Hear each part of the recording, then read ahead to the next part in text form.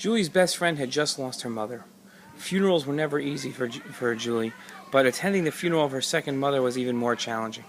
Julie had spent just about as much time at her best friend's house as her own, and Julie's mom had fed her, cheered her up, and been there for her just about as much as her own mother had.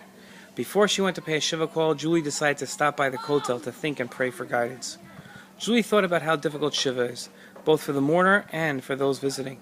Awkward by nature, a shiva call makes a person contemplate their own mortality and that of those around them. Julie decided to review some of the ideas she had studied in the past about mourning and see if her knowledge could help her emotions handle the confrontation with mortality she was about to experience at Julie's friend's house.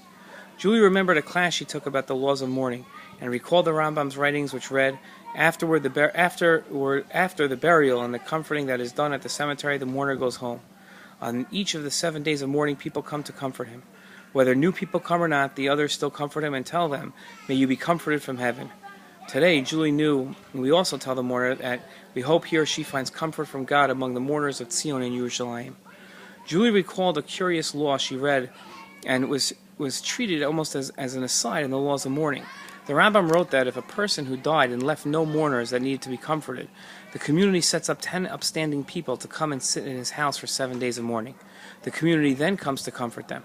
How odd that a person would comfort non-mourners over a loss that they didn't feel. Julie concluded that there must be two ideas to comforting a mourner.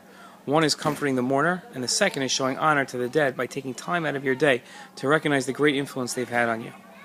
We visit and comfort 10 people who sit in the home of one who died without any mourners in order to demonstrate the influence that the person that passed on has had on the community, and that no one dies without their influence being felt. This solved another problem Julie had. In this week's Sedra Noach, God wrote that he was going to time the flood precisely for 120 years from the moment he told Noach of the flood. Then God stated, for another 7 days I will make it rain upon the earth for 40 days and 40 nights, and I will blot out all beings that I have made off the face of the earth. In his commentary on this pasuk, Rashi explained why God delayed another 7 days. These are the 7 days of mourning for the righteous Metushalach, for God had considered his honor and delayed the flood. Having never understood how delaying the flood was an honor to the Metushalach, with their conclusion about the two aspects to mourning, honoring the living mourners and the dead's influence, Julie now understood. In delaying the flood 7 days, God himself was teaching the world about Metushalach's influence. Julie understood the significance of recognizing the influence that others have had on you, especially those that have passed away. Shabbat Shalom.